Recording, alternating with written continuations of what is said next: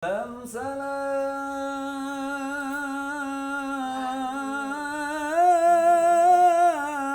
salam salam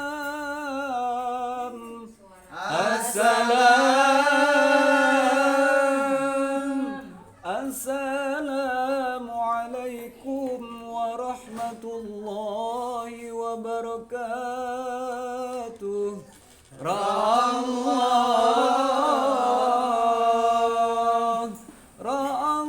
Ra'allahul baitanil hamamata yajma'u ya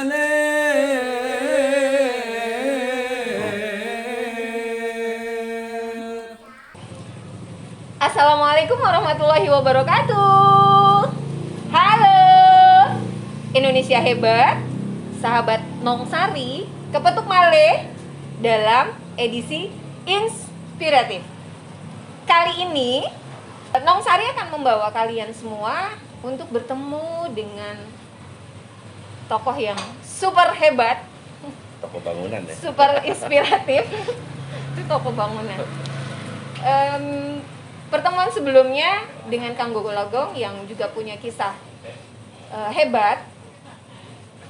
Sekarang alhamdulillah Nongsari kembali diberikan rezeki bisa bertemu dengan Kang Andi Suhud. Yeay, tepuk tangan dong. Harus apa yang dilakukan oleh Nongsari? Bingung. Sekarang buka masker aja dulu. Ya. Izin ya. Oke, saya juga buka. Kak. Oke. Enggak. Om Andi? Ya. Om Andi. Kang Andi dong ya. Kang Andi kan. Iya. Kalau Om tuh tua banget. Jangan. Bebas lah. Bebas ya. Dulur-dulur alias sahabatnya Nongsari. Siapa yang nggak kenal Om Andi? Siapa yang nggak kenal Kang Andi? Penonton nggak kenal kayaknya. Iya. Soalnya diem aja. Pada diem aja. Diem aja ya. Om Andi Iya. sehat? Gimana? Alhamdulillah, Sehat? Oke. seperti yang terlihat. Sehat. Kita ada di Rumah kita. rumah kita. Iya. Namanya rumah kita ya rumah saya juga ya. Jadi suka-suka saya dong. Siapapun bisa ngaku ini rumahnya gitu. Oke. Inspiratif sekali. Rumahnya untuk semua. Iya, rumahnya, Iya, rumah rumahnya semuanya untuk ngaku semua. kan. Oke. Om Andi ini terlalu banyak sebetulnya Apanya? baiknya, manfaatnya. Amin, mudah-mudahan. Terlalu banyak, jadi mau apa dulu yang diulas ini menjadi apa ya? Bingung ya. Bingung ya Om Andi. Tuh Om Andi nervous keringetan. Om Andi dari Kang Andi. Kang Andi, Ya, gimana? iya, nggak nanya nih kaosnya. Oh iya, Kaosnya. pertama datang tadi saya kaget lihat kaosnya. Keren ya? Ada Keren nama ya? saya. Iya. Tuh, Andi Suhud. Kan Tuh. saya udah WA juga. Ada. Ukurannya L. Oke. Ada kata apa nih? Kreatif ekonomi. Oke. Kreatif. Iya, kreatif Kreatif ekonomi. itu besar banget ya. Kreatif itu berat. Kenapa di kaos saya ada kreatif dan ada ekonomi? Iya. Kenapa harus ekonomi ada Om kreatif. Andi? Iya. Kenapa harus ada ini? Iya. Dan kenapa harus ada kalian semua? Gak tahu deh kenapa. Viral nih. Apanya? Apa nih yang viral dari Om Andi? Kisah hebatnya. Yang Nong tahu aja, Pak. Ya, kisah hebat saya baca nih. Sebelum datang ke sini, Iya. saya berguru dulu nih dari Suhu. Saya banyak nanya seputar Om Andi biar nggak jadi salah. Andi Suhud, Andi S. Trisnahadi Iya. dipercaya mendesain perangko Habibie Ainun. Iya. Dahsyatnya. Alhamdulillah. Masya Allah. Bagaimana prosesnya sampai menuju ke situ? Oke. Gimana tuh Om? Itu dulu jadi tanyanya. Itu aja lah yang Oke. viral aja dulu. Awalnya sih Oke. dulu waktu tahun 2017 ya awalnya. 2017. Saya diminta untuk oleh kawan saya untuk mendesain perangko. Sebetulnya dia nggak bilang perangko awalnya. Bahwa Pak Habibie sedang mencari seorang desainer karena saat ini dia Habibie loh. belum menemukan desain yang pas. Itu sudah proses pencariannya 1 tahun. saya tanya kenapa harus saya gitu kan. Kalau kawan saya clue-nya gampang, waktu itu katanya pernah ada dia minta buatkan logo perusahaan di Jakarta ya, dan kebetulan ada kunjungan Pak Habibie, dia melihat ini logo siapa yang bikin gitu. Oh itu kawan saya gitu. Nah dari situ dia ingat kayaknya lu deh yang bisa cocok sama matanya dia katanya gitu. Udah mulailah stres tuh saya tuh. Wah, gimana caranya gitu. Ntar lu ketemu aja katanya gitu. Sekelas Kang Andi stres. Iyalah, Bagi kita. siapapun juga kalau dengan beliau kan Habibie. gitu. Nah diminta kita datang ke Jakarta. Saya datang ke Jakarta, diundang waktu itu dan tentukan harinya lu ketemu dulu ke rumahnya di Patra Kuningan waktu itu. Pas kita datang, saya datang, itu tambah stres lagi karena clue yang dikasih itu bahwa dia ternyata pertama ingin mendesain perangko. Perangko itu barang yang udah lama saya nggak pegang juga kan. Artinya sudah nggak populer lah, dan saya belum pernah mendesain perangko. Kedua, clue-nya lagi, yang kedua adalah keinginannya untuk saya nggak mau desain itu menunjukkan saya itu seorang teknokrat atau seorang birokrat, karena seperti kita tahu beliau adalah mantan presiden dan juga seorang teknokrat kan, dan tidak mau itu. Jadi di desain itu harus hanya menunjukkan bahwa Habibie itu seorang manusia yang mencintai pasangannya gitu. Wah itu kan susah juga Seperti kan. saya. Iya. Menginspirasi kita semua. Gitu. Nah itu yang justru susah. Sedangkan di kepala kita tahunya beliau adalah orang yang hebat di bidang teknologi, kemudian juga seorang mantan presiden kan. Wah ini gimana cara ngilanginnya kesan itu kan. Dan kemudian saya dikasih foto-foto beliau, itu ada sekitar 230.000 foto dalam satu hard disk 500 giga waktu itu. Saya dibekelin itu, kamu lihat aja foto-foto ini. Nah saya tanya desainnya ingin berapa banyak perangko yang dibuat.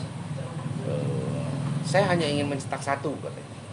Saya hanya ingin perangko satu biji, satu buah perangko yang bisa menceritakan itu semua. Kan susahnya luar biasa. Iya, susahnya luar biasa. Artinya ini tantangannya itu bahwa dari sekian ribu foto, apakah harus saya pilih atau gimana kan bingung. Iya. Nah itu saya dikasih waktu 2 minggu. Ternyata itu sudah ada 1 tahun Pak Habibie nyari desainer yang pas. Saya tanya ke kawan saya, desain sebelumnya mana? Yang ditolak oleh Pak Habibie. Saya lihat semuanya bagus. Tambah stres lagi kan, pusing ini gimana saya membuatnya kan. Oke, jadi dari desain yang ada itu, kalau saya ketemu bukan stres itu, stres ketemu orangnya bisa stres lagi. Saya bahkan istri saya sempat tahu bahwa saya sakit 3 hari itu pulang dari sana karena saking stresnya. Jadi dari foto-foto yang ada, saya coba slideshow dan itu ternyata foto-foto yang belum pernah dipublikasi, foto-foto dari handphonenya beliau. Ada yang lagi selfie berdua kayak gitu gitulah, dari jalan-jalan, dan beliau moto-moto objek-objek di mana dia ada. Pak Habibie itu selalu memotret kesukaannya, itu salah satunya. Dan itu dari tahun sekian, dari mulai iPhone 1, iPhone 2, iPhone 3, foldernya sangat rapi, lokasinya di mana. Itu saya slideshow semua.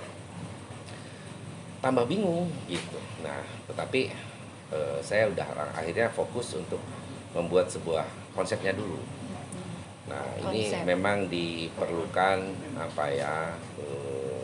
saya bukan bicara ini, memang dari pengalaman saya mendesain sekian belas tahun, ini memang tantangan yang paling besar dan itu saya gunakan semuanya.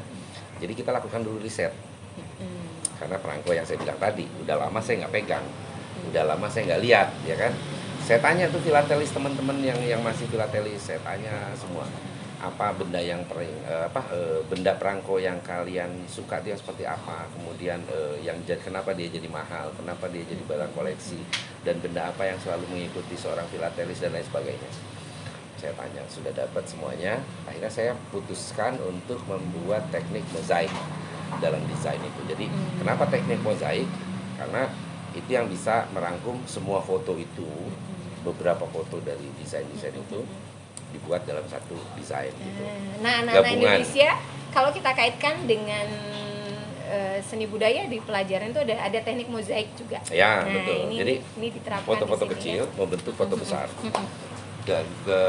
saya juga tidak mau melewatkan kesempatan, artinya tidak mau melihat menunjukkan cuma satu desain. Saya buat 8 desain. Dan ternyata di luar dugaan 2 minggu saya datang ke sana, deg-degan juga, beliau melihat kurang lebih setengah jam lah itu, dan akhirnya diputuskan untuk mengambil desain itu. Dan pas ditanya juga, ini desain yang mana yang dipilih, ternyata 8-8-nya pengen dicetak beliau itu. Insya Allah. Nah, itu langsung kayak pecah telur. 8 kali desain. berapa? Gitu, oh enggak ya? Nah, urusan duit nanti kita Oh, ngobrol enggak, lagi. oh, ya. Iya, luar biasa, Iya. luar biasa. Nggak salah inspiratif datang ke sini, nggak salah, Oke. nggak salah banget, Nggak salah. nggak salah banget. Mudah-mudahan bisa menginspirasi. Insya Allah, Iya. sangat. Hal ini terjadi pastinya nggak tiba-tiba dong, ya Kang. Ada sejarahnya pasti. Ya. Ya, ini adalah buah hasil juga nggak juga ya, karena masih banyak nih nanti buahnya nih pasti. Ini baru Mudah-mudahan ya, dari apa yang baru sudah langkah. dilakukan. Nah, Dan sejarahnya mungkin dulu kenapa sih, mungkin ada kaitannya dengan apa ya, grafis ya, desain Nah, Andi, grafis. desain grafis ya. Iya. Menekuni di desain grafis terus dari tahun berapa tuh? Jadi sebetulnya dari sejak lulus SMA lah, sejak SMA bahkan saya senang dengan dunia-dunia yang kalau disebut sekarang tuh ekonomi kreatif, yaitu Nah, kreatif itu ekonomi dia. atau industri kreatif. Artinya tahun 95 itu saya pernah membuat media juga dengan teman-teman di Banten. Mas Gong salah satunya juga diajak waktu itu. Kemudian saya sendiri juga membuat pernah majalah alternatif di tahun 96, namanya Kaipon, majalah alternatif anak muda. Kemudian tahun 2000 juga pernah bikin buletin juga, kalau nggak salah model covernya Nong Sari juga, Cie. Meridian kalau itu kan. Iya. Nah itu tabloid yang pertama di Banten kan, tabloid anak muda pertama, yang kemudian kita harus menyerah mau nggak mau dengan industri besar di pers ya. Iya. Datang pada saat tahun 2000 itu kan, Radar datang, Kabar Iya. datang, Fajar ya sekarang Fajar, dan Harian Banten waktu Harian itu. Banten. Itu. Nah itu kita langsung tutup, tapi bikin yang lain tentunya gitu. Tuh makin aja Banten saya pribadi bangga. Ya nggak? Iya enggak? Iya lah, secara kemarin ketemu Kang Gong, Iya. luar biasa. Hari ini Banten punya lagi nih orang hebat. Amin, Luar mudah-mudahan. biasa. Kalau saya Jadi nggak merasa kata hebat, Son. Kang Rambo tadi, Eh, kalau ke Banten belum ketemu Kang Andi nggak sah. Ya nggak? Ush, tuh kan. emang kenapa? Iya ini, kenapa nih? Iya, bisa bahaya. Bisa baik ini lah. Yaitu proses rezeki konsisten ya. Ya mungkin intinya kita konsisten, ya. konsisten betul, kemudian selalu juga menghargai proses. Ya itu dia.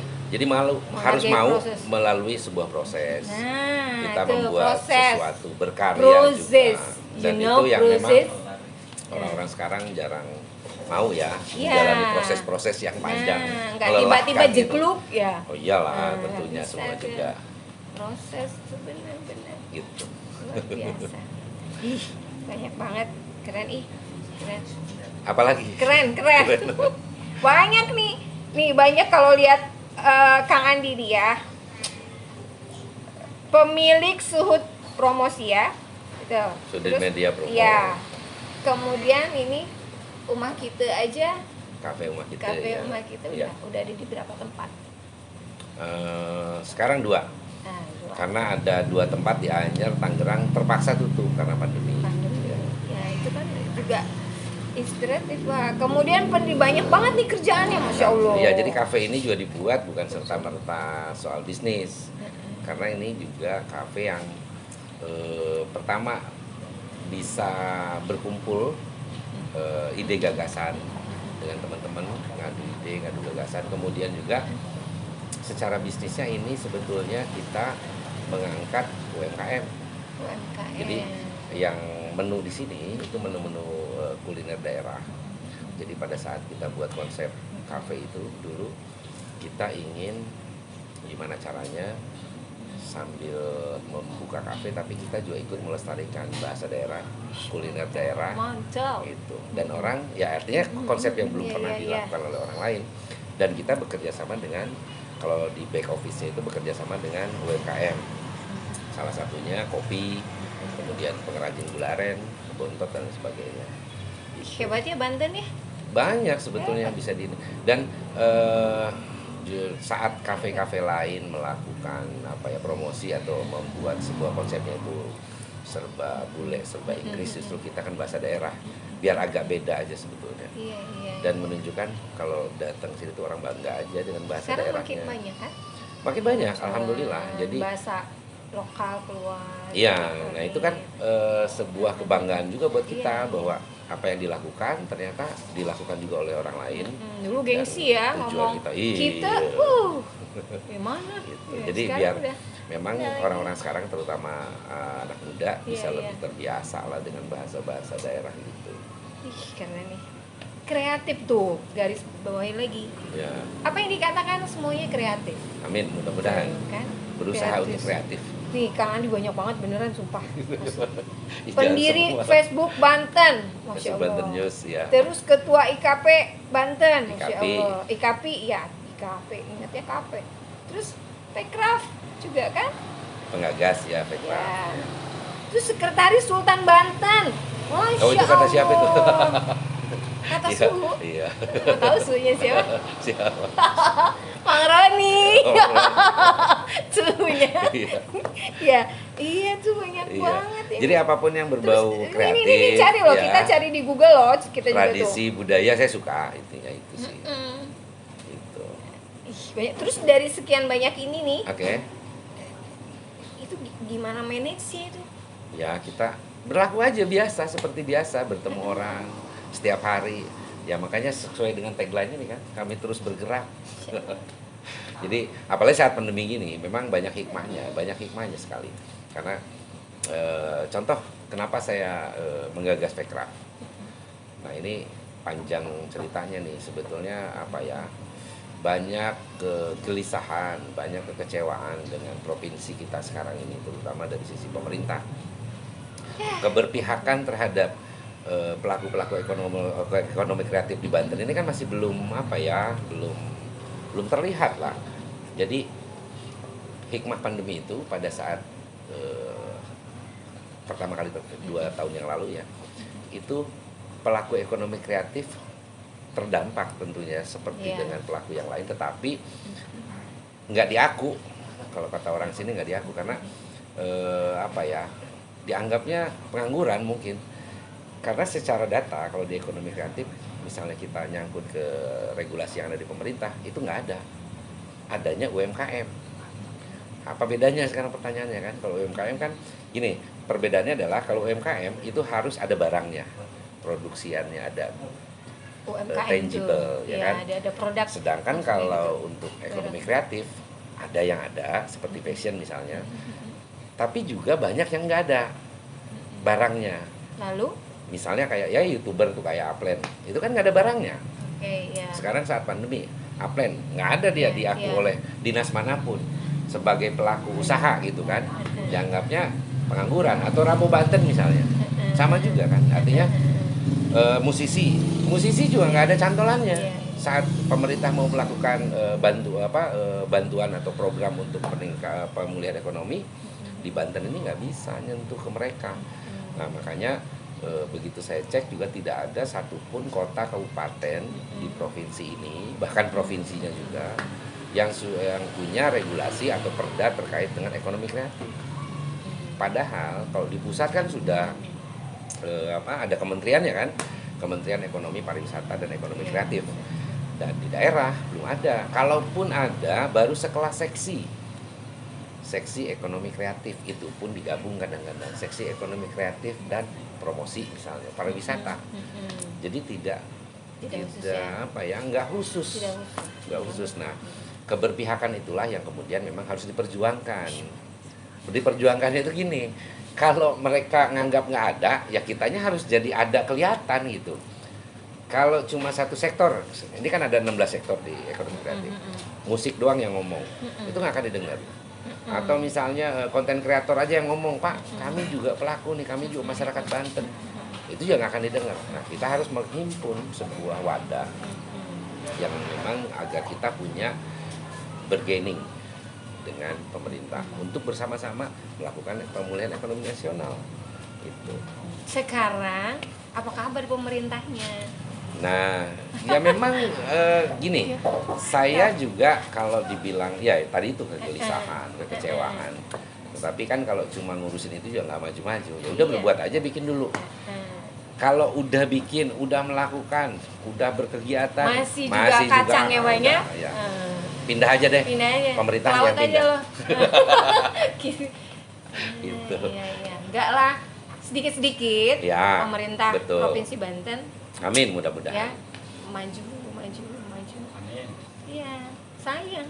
Iya. Orang-orang hebatnya banyak di Banten. Mudah-mudahan mereka mendengar, Iya, insya Allah. nonton channel ini.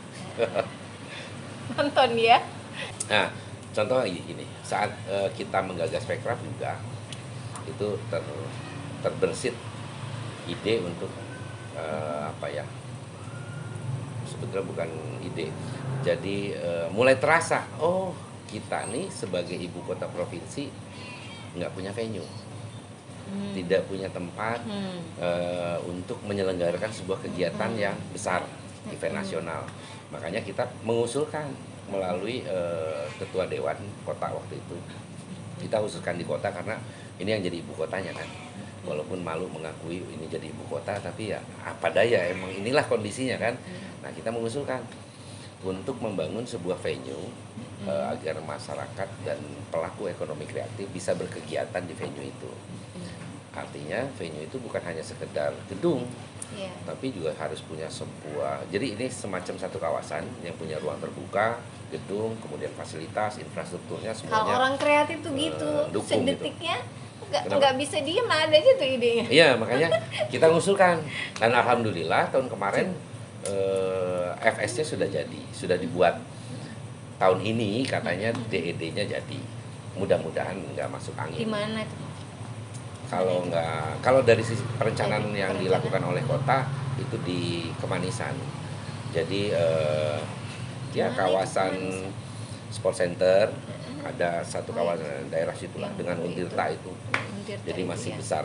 Dan kalau saya lihat memang masuklah kalau di situ bisa, karena akses jalan dari keluar tol Serang Timur menuju ke sana itu kan 2 jalur ya, jalan dari Polda itu cukup bisa lah dimanfaatkan di situ, karena kalau lagi-lagi di kota tambah macet kan gitu. Iya. Dan di kota kita nggak punya area seluas itu yang kita butuhkan. Sebetulnya kalau kita lihat ASBSD saja misalnya itu kan kalau nggak salah sekitar 12 hektar luasannya. Kemudian kalau kita lihat JCC itu sekitar 15 hektar. Ya ini nggak apa-apa lah 5 hektar, nggak usah gede-gede dulu misalnya kalau, tapi ya lebih baik 10 hektar idealnya. Jadi di kawasan itu semua nanti teman-teman ekonomi kreatif bisa melakukan aktivitasnya gitu, punya fasilitas lah. Dan apalagi sekarang penyelenggaraan kegiatan itu kan ada aturan-aturan atau batasan-batasan terkait dengan kerumunan, kemudian penerapan prokes dan lain sebagainya. Jadi memang kapasitasnya juga harus memang yang besar. Gitu.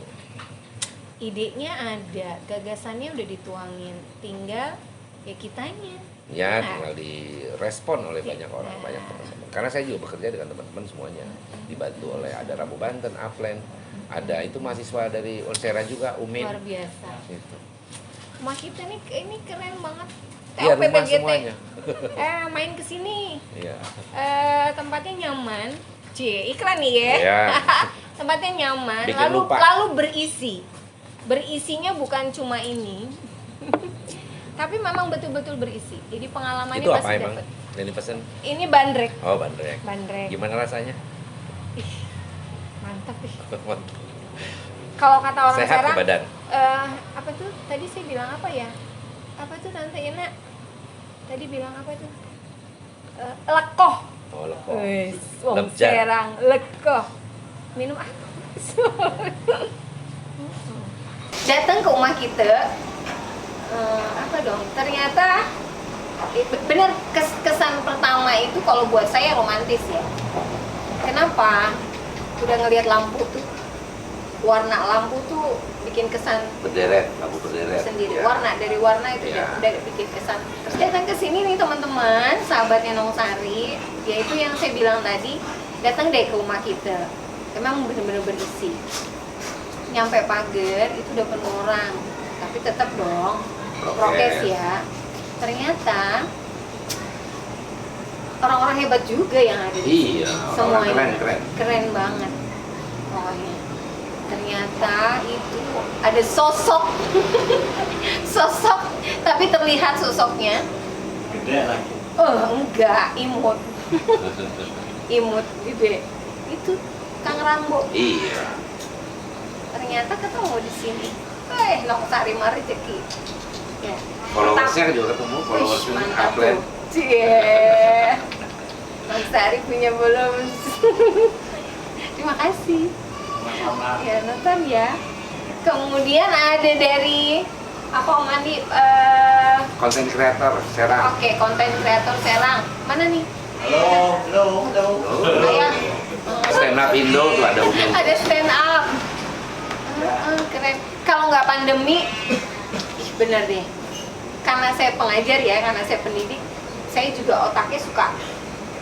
Saya nggak pernah mau diem kalau ketemu orang-orang hebat. Maunya tuh narik, bawa, simpen di depan kelas, dia suruh demo depan murid. Supaya murid-murid atau peserta didik itu dapat pengalaman yang langsung dari orangnya gitu. Ya, untuk menjadi kreatif.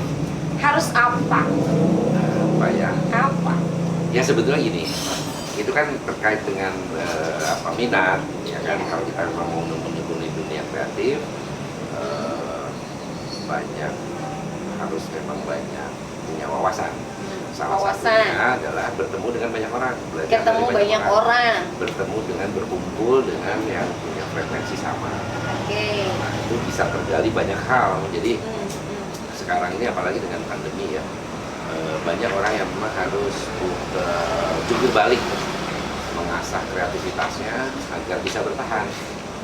Contoh ada beberapa kawan-kawan yang di salah satu subsektor fotografi misalnya, itu mereka membuat lompatan, membuat inovasi dengan menyediakan jasa multimedia. Jadi kalau ada orang-orang atau lembaga atau kantor yang ingin butuh tenaga multimedia, itu mereka bisa sediakan. Jadi mereka beralih ke situ karena sekarang kan semua orang lagi banyak yang melakukan aktivitas dengan dari Zoom dan sebagainya. Dan itu kan butuh tim teknis. Nah itu mereka turun ke situ. Atau misalnya ada beberapa pengusaha musisi misalnya, musisi yang menjadi pengusaha kuliner. Jadi artinya harus banyak bertemu dengan orang, banyak mencari referensi, dan sekarang kan tidak sulit untuk mencari referensi, bisa dari buku, bisa dari daring atau dari online ya, itu banyak. Gitu. Jadi sahabat Nong Sari, untuk jadi kreatif itu nomor satu wawasan ya. Ya wawasan dan kemudian konsisten, minat tadi. Ya, Bergaulah dengan orang-orang yang memang memiliki frekuensi yang sama, positif. menumbuhkan kreativitas itu tadi. Ya. Salah satunya di Salah sini. satunya di rumah kita. Iya. Iklan lagi rumah kita nih. Biar Kang Andi bahagia. Lihat aja ini ya. Baju tuh. Iya, Kita gitu. kan. Kelihatan nggak sih ya itu? Keren. Kelihatan nggak itu? Kelihatan. Ya. Nih, Kang Andi kan zaman sekarang udah sulit ya, sulit sekali di yang terjadi di kenyataan lah. Dia tidak memiliki modal. Ini lebih ke usaha ya, larinya ya. Nggak punya modal nih. Modal tuh gimana Pokoknya maksudnya? dia modal usaha, Modal uang usaha ya oke, uang, Ya, uang. secara ekonomi. Kemudian dia sendiri juga bingung mau ngapain. Nah, itu tuh gimana tuh tipsnya? Ya sebetulnya tipsnya banyak ketemu, tipsnya Ketemu banyak orang ketemu itu. orang, silaturahmi. Contoh begini, kalau dalam ini sebetulnya lebih kalau membahas yang terkait dengan itu sebetulnya wirausaha. Wirausaha sebetulnya, ya larinya kan? Artinya knowledge syaratnya, pengetahuan ya. Pengetahuan kan bisa didapat dari Ketemu kita orang. bersosialisasi itu, bersilaturahmi dengan frekuensi yang sama. Kemudian skill juga bisa diasah. Bahkan sekarang kalau misalnya boleh dibilang banyak peluang-peluang yang memang tidak memerlukan modal yang banyak atau memang hanya modal kreativitas. Ya contohnya kayak konten-konten kreator ini. Konten kreator itu kan harus berpikir keras agar mereka bisa membuat konten yang memang menarik orang, menarik followers ya untuk menyaksikan video mereka lebih banyak lagi. Nah itu kan kalau boleh dibilang ya ada tentunya modal secara finansial harus mereka keluarkan, tetapi lebih besar perannya adalah modal kreativitas, skill gitu, dan satu lagi attitude. Jadi ada 3, satu knowledge, pengetahuannya, kemudian skillnya dan attitude-nya. Attitude itu ya itu modal untuk kita bertemu orang. Pada saat bertemu orang kita harus punya attitude yang bagus, yang memang bagaimana caranya orang-orang juga senang menerima kita gitu. Kalau punya attitude yang jelek ya jangan harap lah, begitu dia tidak bisa berbaur dengan lingkungan, ya gimana dia mau mengasah kreativitasnya kalau dia hanya Etika melakukan lah sendiri. ya, Nana etika. Ya, Jadi attitude, bagaimana ya. ketemu dengan orang dan lain sebagainya, bersikap ya. Ya, itu modalnya. Jadi Modalnya. kalau finansial ngikutin. Artinya dari kita melakukan aktivitas tadi, kalau kita sudah punya channel YouTube misalnya atau punya akun IG yang memang bisa di-follow orang banyak, itu kan udah menghasilkan uang juga, bisa dimonetisasi Iya, iya. gitu. Jadi tetap semangat. Kreativitas nomor 1. Iya, Ya, Andi ya. betul. Terus targetnya untuk ekonomi kreatif ini?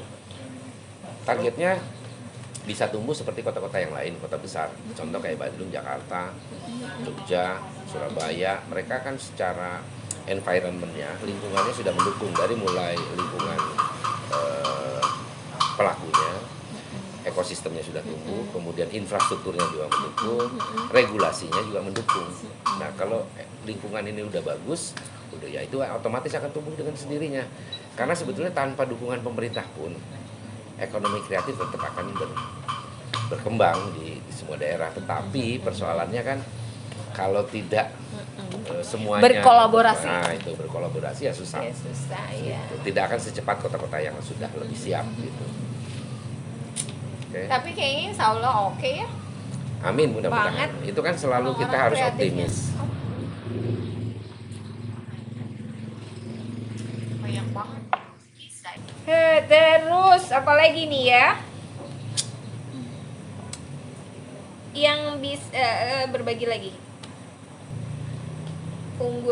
Ke rumah kita lah ya. Sekarang ke rumah kita ya, boleh ya? Boleh nggak apa-apa. Boleh ya, Mana rumah aja. kita ya. Rumah kita jagoannya apa di rumah kita?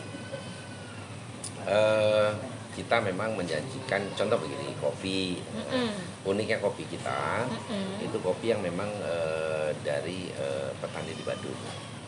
Saya nggak bilang dari kawasan Baduy, tapi dari luar kawasan, tapi petaninya petani Baduy. Dan kebetulan saya sudah di sana 3 tahun membina mereka bagaimana menghasilkan kopi-kopi yang bagus.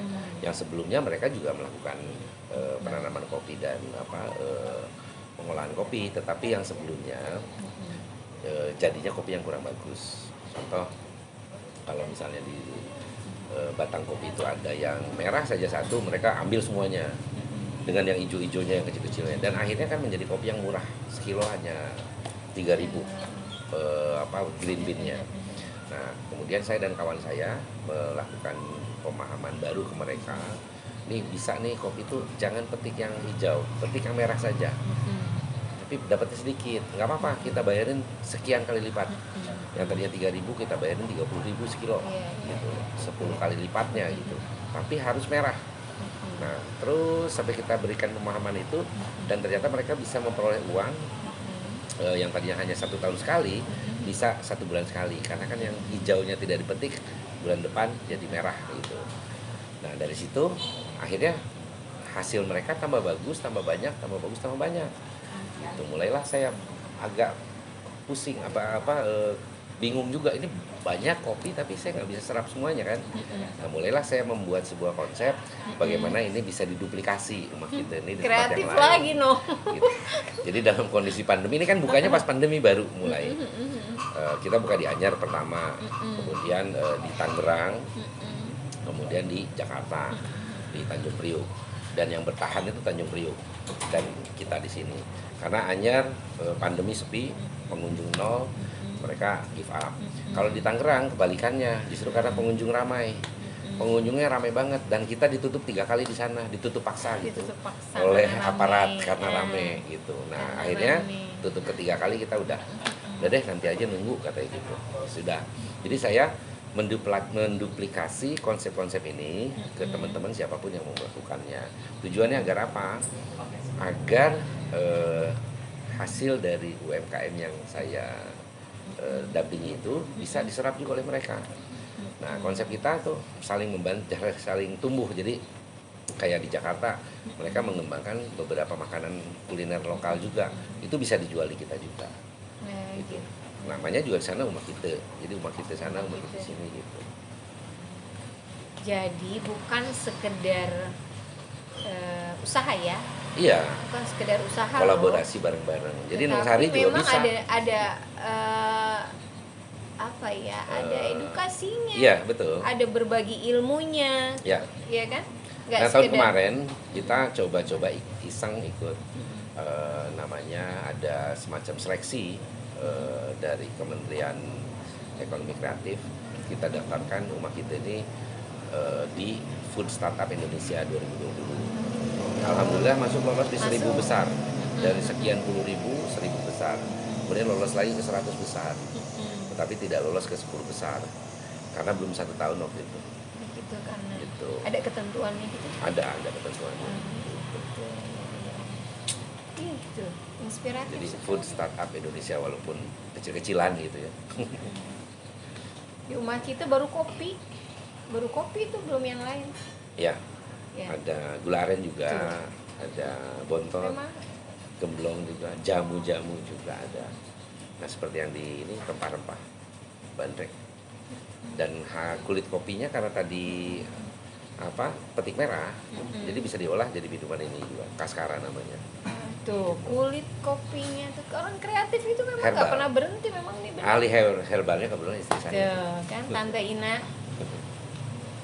tukang jamu. Iya. Tukang, ya, iya betul. Luar biasa banget sih. Apalagi? Apa yang belum? Ini pribadi. Kalau itu kan target itu ya, industri ekonomi ya. Yang Pribadi, ini aja, yang pribadi. ini aja. Pribadi dong, boleh dong. Oh, janganlah. Waduh. Oh, ini kan bagiannya. Banyak banget nih. Apa yang udah dilakukan Kang Andi ini banyak banget. Ya, terus Masya bergerak Allah, soalnya. terus Iya. bergerak. Pencapaian apa yang belum gitu? Itu ya, maksudnya sosok Kang Andi yang punya segudang kreatif, Ya kemudian bisa semakin banyak bermanfaat untuk orang banyak aja. Pencapaiannya itu. Gimana caranya apa yang saya lakukan bisa punya manfaat banyak buat orang gitu. tuh manfaat, jadi orang harus bermanfaat, rugi kalau nggak bermanfaat ya nggak? Mudah-mudahan bisa. Kurangi sinetron, banyakin karya. Oh, saya 15 tahun nggak nonton TV. Tuh. Apalagi sinetron ya. Nonton TV enggak. Ini sinetron yang lain, Kang Oh, Andi. iya, Jadi iya. kurangi sinetron, banyakin karya. Ya, iya. Nah, gitu. Jadi karyanya lah ini yang tunggu nih karyanya. Luar biasa. Terus berkarya. Ah, itu dia. Kaitan kemarin yang festival buku ya. Festival Hari Buku Nasional. Eh, Gimana? Itu Pertanyaannya gimana? Kang Andi juga kan itu. Iya, IKAPI. IKAPI Banten. Yang ada. Persiapannya itu gimana ya? Gini, itu sebetulnya semacam tes percobaan menyelenggarakan event Tes percobaan. di saat pandemi karena sudah 2 tahun juga Enggak event melakukan. perbukuan nasional kan nggak ada. Dan sebetulnya saat saya meyakinkan teman-teman di KPI di pusat itu juga sebuah perjalanan panjang. Aduh, Pak, gimana nanti ngadainnya? Itu saya ngobrol-ngobrol tuh bulan Desember. Saat bulan Desember tuh rasanya nggak mungkin deh kita ngadain selama pandemi gini. Saya bilang coba aja di daerah, kalau di kota nggak bisa gitu. Nah, coba kalau di Banten, nah mulailah dijajaki, mereka datang sini. dan untuk meyakinkan beberapa operator. Jadi kalau di buku itu, kalau di pameran buku ada operator namanya. Operator itu orang yang memang membuat sebuah database buku-buku dari seluruh penerbit se-Indonesia, yang besar atau yang kecil, dan mereka yang mengelompokkan buku-buku itu. Kemudian pada saat ada event mereka turun, jadi tidak berdasarkan penerbitnya tetapi berdasarkan kategori buku, diskonnya dan sebagainya. Jadi kalau kita masuk ke event buku yang sekarang itu seperti masuk ke toko buku. Kalau kita cari buku anak ada khusus buku anak, ya kayak gitu. Dan itu memudahkan penjualan dan memudahkan pengunjung untuk memilih buku yang mereka mau kan gitu. Nah ini susah meyakinkan operator untuk datang ke sini karena kan mereka harus angkut berapa truk buku kan. Kemudian juga belum tentu ada yang beli. Apalagi dengan stigma bahwa di Serang toko buku yang ada aja tutup. Dan toko buku besar kan nggak ada. Karena kan digital juga sekarang. Ya selain marketplace juga sebetulnya belum berhasil lah melakukan penjualan seperti saat sebelum pandemi. Nah itu meyakinkan mereka sulitnya luar biasa. Tapi alhamdulillah dari proses yang saya lakukan dengan kita rutin melakukan Zoom dan lain sebagainya. Termasuk beberapa saya sampaikan strategi promosi yang saya lakukan. Akhirnya mereka oke deh putuskan. Nah tempat juga kan tantangan di Serang waktu itu nggak ada pilihan.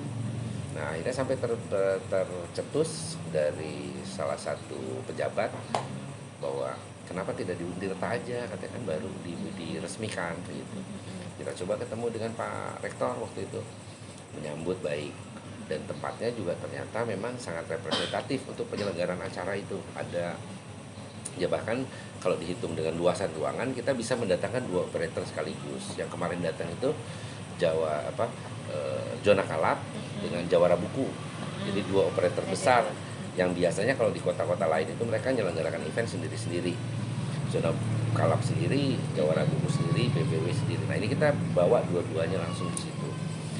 Dan memang penyelenggaraan kemarin juga mematahkan persepsi yang sebelumnya di debat itu. Ternyata market Serang luar biasa bagus, dibuktikan dengan angka penjualan yang di luar ekspektasi, kemudian pengunjung juga di luar ekspektasi karena kita mencapai 2.000 minimal per hari itu. Dengan penyelenggaraan tetap prokesnya ketat kemarin. Jadi kita melibatkan 30 relawan yang melakukan himbauan terus-terusan keliling ke pengunjung yang berkerumun, diminta untuk tidak berkerumun. Masker turun kita minta dinaikkan. Termasuk juga penutupan gedung saat melebihi kapasitas. Jadi dalam satu sesi kita hanya membatasi ada 600 orang di gedung. Jadi kita kalau udah di counter udah 600 kita tutup gedung. Nah itu kita kemudian orang yang lain yang ingin masuk itu antri dulu. Nah kalau ada keluar pintu masuk 10 orang masukin 10 gitu. Selalu begitu. Jumlah 2.000 itu total dari pagi sampai sore. Jadi dalam satu hari itu minimal 2.000 orang itu datang ke situ. Itu luar biasa. Dan sebagian besar mereka memang membeli buku, memborong buku. Karena antrian di kasir juga nggak berhenti dari pagi sampai sore itu. Ke setiap pembayaran ada 2 kasir yang kita sediakan dan dua-duanya selalu ada antrian. Dan saat hari keempat ya waktu itu ada Dilan VS Roy ya. Kita mempertemukan Golagong dengan Vidi Baik waktu itu. Itu pengunjung luar biasa. Saat acara mau mulai itu antrian bahkan sampai ke jalan, dari gedung kemudian tangga sampai ke jalan. Nah kita lakukan penguraian itu, diminta yang kalau mau nonton acara ke atas aja ke balkon, nggak usah ngantri. Kalau di balkon karena ada satu kapasitas luar biasa, kursinya banyak juga di balkon. Ternyata orang tetap mau ngantri, artinya kan orang tetap mau beli buku ternyata. Bukan sekedar lihat, kalau cuma ngeliat acara mereka bisa di balkon kan. Ini antriannya nggak berkurang. Nah itu yang di luar ekspektasi kami juga, bahwa ternyata buku diminati luar biasa. Mantap. Banten, emang Jawara. Iya. Keren. Apalagi Apalagi banyak, dan pasti itu bukan pekerjaan mudah. Oh ya, betul. Sangat super. Melelahkan. Dari Lebaran saya libur hambat. 1 hari gara-gara itu. Tuh. Lebaran libur 1 hari aja. Juga hambatan yang paling bikin Apa? apa? Hambatan tuh biasanya dari diri kita sendiri sih, males. Oh gitu. Kalau udah datang males kan itu. Sebetulnya kalau kita banyak ketemu orang, hambatan apa bisa selesai karena ada beberapa. Kalau kita ketemu orang kadang-kadang ketemu ide atau Iya. orang itu bisa memberikan solusi ya kan. Iya. Hambatan terbesar itu biasanya diri kita sendiri. Itu pelajaran lagi tuh memang Gitu. sebetulnya hambatan itu dari kita. Penonton boleh nanya nggak penonton? Boleh dong, ayah. Spesial for you. Oh, Ayo, boleh. Kang Andi kan terkenal Ya. dengan desain desain Ya. grafis. Nah dulu pertama kali Kang Andi tahu bahwa desain itu bisa menghasilkan atau bisa menjadi sebuah industri itu apa, desain apa yang awal yang menggerakkan Kang Andi ke arah industri ini? Karena sebetulnya basic saya di advertising ya, di percetakan. Saya udah punya usaha dari tahun 95 sebetulnya merintis usaha percetakan. Cuma kalau yang waktu saya ini kan sebetulnya percetakan dulunya peninggalan orang tua tapi udah tutup lama. Artinya dari sisi mesin fasilitasnya juga udah oldies banget. Nah saya buka itu waktu itu teknologi yang paling canggih waktu itu sablon. Kemudian belum ada setting desain itu belum ada. Jadi saya memang memulai desain grafis itu dari zaman Rapido dengan Rugos. Kalau orang dulu pasti tahu Rugos tuh huruf yang transferring letter ya. Kemudian dengan Rugos. Nah itu saya memulai dari situ. Dulu setting undangan, setting kartu nama, semuanya itu ada semacam meja, bawahnya pakai lampu. Kita membuat pakai milimeter block, kemudian pakai kertas kalkir atau transparan sheet. Nah itu kita membuat desain di situ dengan tangan dulu. Nah, begitu ada komputer jadi gampang banget. Karena kalau pakai Rapido nggak bisa undo. Kalau di komputer salah dikit bisa undo kan. Gitu. Nah itu saya memang sudah seneng dari dulu. Contoh waktu SMA itu saya seneng banget mendesain cover kaset. Itu saya jual dulu. Jadi kalau zaman dulu tuh sebetulnya ngebajak sih. Ada temen yang kebetulan memang dia koleksi kaset. Jadi kalau ada orang pesen lagu tertentu di satu kaset, saya pengen lagunya dipilihin ini, nah saya bisa buatkan tuh. Pilih kaset kosong, saya rekamin, kemudian cover kasetnya saya bikinin desain. Tapi semuanya pakai handmade. Gitu. Dan kalaupun ada huruf letters, itu pakai Rugos. Tapi lirik lagunya nggak pakai Rugos ya, pegel soalnya. Jadi waktu itu saya dari SMA juga memang yakin kalau desain grafis itu sudah bisa menghasilkan uang. Kalau di sekolah juga dulu saya membuat spanduk itu pakai kertas ya, digunting, Digunting, ya lempar. kan, lem. Zaman dulu kan begitu, karena tidak ada teknologi sablon. Jadi teknologi yang pertama kali saya membuka cetak usaha benar-benar itu ya teknologi sablon, screen printing ya, cetak saring kalau bahasa Indonesia. Iya, cetak saring. Nah itu dulu saya bahkan membuat sendiri screen yang 6 meter untuk spanduk dulu. Kemudian sablon kaos, ya berbagai media lah sablon. Berasa kemudian kuliah ke ya. digital. Berasa kuliah kan bener kita. Bener-bener mendengarkan, bener. Kita kuliah berapa SKS nih? Itu lagi Kang Andi, Ah, kita datang ke sini. oke. Kita datang ke sini di konsep rumah kita salah satu yang mencuri perhatian itu buku. Oke. Nah jangan-jangan Om Andi juga menulis. Ah. Ada buku yang diterbitkan. Jadi begini, waktu saya dulu ingin menumbuhkan dunia literasi di Banten dengan Golagong, Toto Esteradik, ya kan, Maulana Wahid Fauzi, kemudian teman-teman yang lain lah, banyak, ada almarhum Rizky Volta dan lain sebagainya, jurnalis juga ada. Nah, kalau semuanya jadi penulis, nggak ada yang terbitin gimana gitu kan.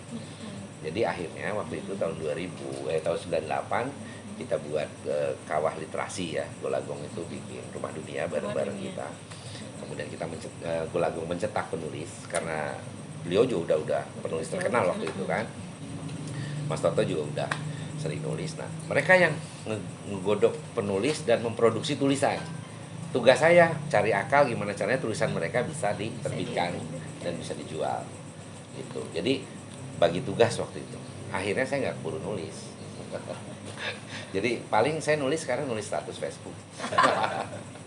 Jadi nggak sempet nulis ya. Iya. Jadi emang bagi tugas waktu itu. Jadi akhirnya saya menekuni penerbitan dan sampai dengan sekarang ini di dunia tetap dalam ekosistem itu kan butuh ada yang berlaku sebagai ini, ada yang berlaku sebagai ini, tidak mesti semuanya sama. Jadi ya itu bagi tugas itu. Jadi biar iklim literasinya bagus ya harus ada penerbit, harus ada penulis, harus ada ilustrator, harus ada desain grafis, harus ada editor dan lain sebagainya. Banyak kan unsur-unsurnya. Begitu kurang lebih. Pak, mau nanya. Siap. Pak. Boleh. Kelas berat nih. Itu baju yang dipakai itu baju apa Pak ya? Iklan di Kemarin kan Mang Andi adalah salah satu desainer dari Klambi kita. Iya. Oke. Itu desain-desainnya apa aja Pak, dan itu bajunya kayaknya keren Pak. Keren Nah, ini banget. sengaja nih. Bisa Sebetulnya dijelasin sedikit Pak? nah tadi tuh sebelum kesini saya pakai kaos gini nih Oh, kaos, kan. Pak. Iya, jadi- Begitu Sebetulnya karena pengennya ada on ditanya, cam. memang kita juga tahu. Begitu ada kamera, Cuma- saya sengaja pakai ini karena ya itu di ending nanti saya mau Ya, ngomongin oke, masalah. boleh, Ini nih baju. Nah ini juga produk kolaborasi sebetulnya Rabu Banten. Yang nanya itu sebenarnya Rabu Banten tuh. Iya. Nah kita gini, kemarin Lebaran itu nggak mau kehilangan momen sebetulnya. Bagaimana caranya orang bisa Lebaran bareng-bareng nih gitu kan. Ada yang penjahit nganggur, Tuh kan? udah pusing Kreatif ya kan. banget gitu, bener-bener. Ada teman kita yang punya sablonan gitu kan, dia kreatif bagus punya sablon tapi nggak ada order, tapi dia bisa nyablon gitu. Nah kita pikir gimana bikin produk kolaborasi gitu dengan konsep yang memang belum pernah dilakukan oleh orang lain. Nah kita bikin awalnya seri membuat kaos, desainnya pegon, karena pegon itu kan bahasa aksara asli Banten. Jadi aksara bahasanya bahasa Indonesia atau bahasa Jawa tapi ditulis dalam huruf Arab itu kan pegon. Yang kita buat, jadi kita melibatkan ada salah satu kiai teman kita yang membuatkan lirik Indonesia Raya, kemudian Pancasila, tema-temanya nasionalis Pakai sebetulnya, tulisan tapi pegon yang pakai itu ya. pegon. Nah itu kaos, kemudian ini baju juga kan. Karena ada pedagang kain yang memang mengeluh juga penjualan menurun pandemi dan Iya, sebagainya, kita pilih ke mereka untuk itu. Dan penjahit juga sama, udah aduh Kang gimana ini Lebaran bla bla bla bla gitu kan. Nah, kita buat konsep itu, akhirnya baju, koko dan kaos yang kita produksi. Alhamdulillah dari narasi yang kita buat tentang proses pembuatan ini, banyak yang tertarik untuk mendukung. Jadi akhirnya ya kita rilis gitu. Kan Dan kreatif ini salah lagi satunya tuh, nih, orang produk ini. kreatif itu memang bener nih. Nih. Iya. Bergerak terus, tidurnya bergerak juga kayaknya. Ada lagi Pak pertanyaan. Jadi ini- Tuh, Rambo Oh, tuh, iya. borong tuh. Terus bagaimana untuk teman-teman kreatif, termasuk teman-teman anak muda yang memang baru mau belajar desain? Apakah misalkan kalau ingin belajar desain ke Bapak Andi Suhud itu apakah bakal menerima atau enggak lah, lu masih gimana gitu? Kumpulin dulu aja sama Pak Rambo. Sama Mang Rambo kumpulin dulu tuh orang-orangnya, daftar gitu kan. Nanti dibuat kelas gitu kan, sama SPP-nya berapa? Poljuk tuh. Tuh Bikin kan? sekolah desain. Tuh, salah satu kreatif itu. SPP-nya berapa? Kan menang benakon sih. Tapi memang betul kaitan kan sepertinya Kang Andi ini sangat mencintai desain grafis nih kayaknya. Nah, soal desain nih yang situ nih. sekaligus menjawab tadi pertanyaannya Iya. kan yang tadi bercanda. Saya 10 tahun mengajar sebagai dosen, salah satunya desain komunikasi visual yang mata kuliah yang saya ambil, yang maksudnya di Ampu. Jadi 3 SKS waktu itu. Saya tidak pernah mengajarkan, tidak pernah menitik beratkan materi pengajaran saya kepada penggunaan Photoshop, Corel Draw atau apa, nggak pernah. Justru saya sebetulnya lebih kepada merubah mindset mahasiswa saya, bagaimana berkomunikasi melalui visual. Jadi kalau saya selalu yakinkan mereka, Photoshop, Corel Draw, freehand atau apapun itu hanya kuasnya, Iya. ya kan? Hanya kuasnya saja, itu tools aja, alat-alat saja. Alat-alat. Tetap saja hasil ke akhir itu karya yang ada di pikiran kita, yang di ide kita, gagasan kita. Dan hakikatnya kan mendesain itu berkomunikasi. Jadi saya bilang bahwa orang desainer grafis itu adalah orang yang ahli bahasa sebetulnya. Dia harus menguasai semua bahasa, bahasa anak muda, bahasa orang tua, bahasa anak-anak. Pada saat kita menciptakan sebuah desain yang ditujukan kepada anak-anak, tentunya kita harus memahami bahasa anak-anak. Dari mulai pemilihan warna, tipografi, tekstur, komposisi dan lain sebagainya. Dan placement di karya kita tuh mau di mana, mau di majalah, mau di spanduk atau di apa, itu ya harus dipikirin. Artinya kalau tools tadi bisa pakai apa aja kamu bikin gitu. Dan itu belajarnya banyak di YouTube juga. Tapi yang susah adalah di sini yang di kepala. Makanya saya bilang menguasai dulu cara berkomunikasinya, karena mendesain itu sebetulnya berkomunikasi. Kita berkomunikasi kepada sebuah target dengan visual gitu. Makanya disebutnya desain komunikasi visual. Gitu. Jadi cara berbicara, cara berkomunikasi. Ya. Sahabat Nongsari, banyak banget ya. Kemana-mana ya jadinya. Desain grafis itu sarana komunikasi juga. Tuh, jadi buat media komunikasi. Media ini dituangkan melalui itu banyak lah ya. Nah, Kang Andi ini melalui grafis itu. Jadi konsep ide itu lebih utama ya, cara ya berpikir kita ya, mindset kita, mindsetnya gimana kita mengkomunikasikan ke apa ya, gagasan kita ya, supaya nyampe medianya ya itu. Banyak orang soalnya terjebak di saya bikin begini biar apa, biar bagus. Kalau biar bagus berarti kan hanya untuk dia sendiri, belum tentu orang lain dinilainya seperti itu. Tapi kalau karya yang bagus adalah karya yang bisa menggugah emosi orang yang dituju. Karya yang bagus adalah karya yang bisa menggugah emosi. Itu yang bagus. Ya. Kecuali kalau seniman ya. Kalau seniman memang terserah dia. Gitu. Tetapi kalau seorang profesional, ya desain grafis kan profesional, ya harus bisa menggugah. Sama juga dengan upline bikin konten, ya harus bisa menggugah audiensnya. Kalau nggak bisa menggugah, ya dilewat-lewat aja kan gitu. Tapi kalau bisa menggugah, bisa berubah emosi. Terserah kita, tujuannya orang bisa mau jadi senang atau mau jadi sedih atau terharu atau simpati atau apapun, itu tergantung dari kualitas karya kita. Gitu. Oke. Tadi Kang Andi promosikan hasil karyanya. Karya bareng-bareng, kolaborasi. Karena saya nggak bisa jahit. Oke. Kreatif, termasuk kain yang saya pakai ini juga salah satu niat mengembangkan apa nih, industri kreatif juga ya, ekonomi. Iya, ini dari Pusaka Banten. Oh ya, itu fashion. Ini nggak bukan endorse, bukan gratis, tapi memang saya beli. Iya, fashion. Saya beli walaupun satu supaya hidup. Jadi para seniman yang berkarya di bidang visual, seni rupa, batik dan lain sebagainya tetap semangat. Dari siapa kalau bukan dari kita? Iya nggak? Ya. Nah, beli dong batik, beli dong baju yang di sini udah beli belum? Udah. Barangnya juga udah bisa dikasih. Wah, gratis. Nongsari? Gratis. Bukan gratis, ditraktir. Oh, ditraktir. Ditraktir ya. Keren, memang keren. Ya. Tadi yang pegon itu yang tulisan dipakai sama Pak Ustadz tadi itu ya? Ya, betul. Ya, Pak itu yang Ustadz tadi Pancasila, itu. seri Pancasila. Iya. Beberapa hal yang kita bisa garis tebali bahwa bakat itu juga bakat, kemudian kita harus berkonsep, kemudian mindset kita untuk menghadirkan kreativitas tadi gitu.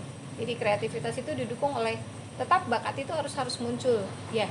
Nanti ya, kemudian harus diasah, kemudian mindset kita, kemudian gagasan kita jangan dibiarkan terdiam, tapi betul-betul harus diolah dan lain sebagainya, dibuat. Lalu tantangan atau hambatan yang terbesar sebetulnya yang banyak orang keluhkan itu bukan dari sisi depan, kanan, belakang dan lain sebagainya, tapi ada di diri sendiri. diri sendiri. Itu dari diri sendiri. Ayo teruslah bergerak. Ya, Iya, supaya bermanfaat bagi lingkungan kita yang terdekat lah dulu. Apalagi sampai dengan Banten kayak Kang Andi. Nasional, amin, mudah-mudahan ya. lebih banyak Gitu. lagi. Amin. Terakhir, banyak sekali. Saya punya catatan banyak. Sedikit-sedikit saya udah catat di handphone saya juga udah. Browsing udah. Tapi ketika ketemu orangnya karena terlalu banyak hasil karyanya, kebermanfaatannya untuk semua kita nih ya, masyarakat. Jadi akhirnya ini udah nggak berlaku. Catatannya habis banyak. Coba dari Pekraf, kemudian IKAPI, kemudian Rumah Kita, kemudian belum lagi percetakannya, belum lagi dengan Sultan Banten. Itu kalau dibahas ini juga nggak selesai-selesai. Itu harus khususan. Kemudian dengan kawan-kawan semua yang di sini yang ada di Rumah Kita selalu produktif, kreatif, sampai dengan apa yang dipakai sekarang dengan akan sekarang ini adalah bukti nyata, bukan cuma hayalan, ya, bahwa kita memang harus terus bergerak, maju Banten, maju ekonomi Banten, industri, kemudian tetap SDM-nya juga maju. SDM ya, itu ya di dalam SDM. Tetap kan literasinya ada. Oh iya, Semuanya, salam ya. literasi. Ya, literasi tetap ada. Terakhir, sampaikan sesuatu untuk sahabat Nongsari, untuk anak-anak, untuk siapa, untuk semua lah. Ya jangan pernah berhenti untuk berkarya.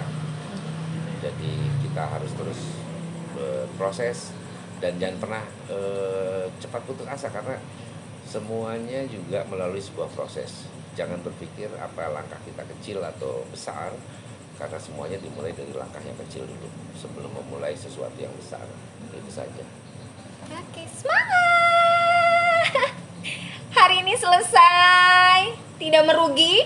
Kalian harus tonton channel YouTube-nya Nongsari, edisi inspiratif, nggak akan rugi. Oh, ada. Terima kasih ada. Oh, belum ditutup dong. Kenang-kenangan dong. Nggak bisa kasih apa-apa. Tapi ini penting.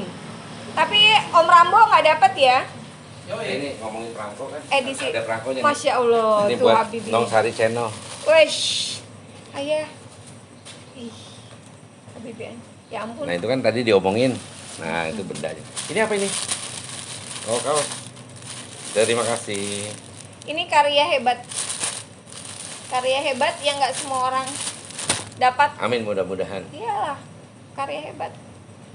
Dan jadi karena beliau sudah nggak ada, Jadi ini kenangan jadi yang masterpiece. Kenangan indah. Terima kasih. Terima kasih Kang Andi, Umah Amin. Kita. Atur nuhun sami-sami Nongsari Channel. Dan tim-timnya. Ya. Buka dong. Oh iya. Ini cetak terbatas. Nggak usah diejek, Om Rambo. Nggak usah julid. Sampai dibuat kaosnya loh, luar biasa Iya, ini. loh. Ini artinya serius. Serius banget.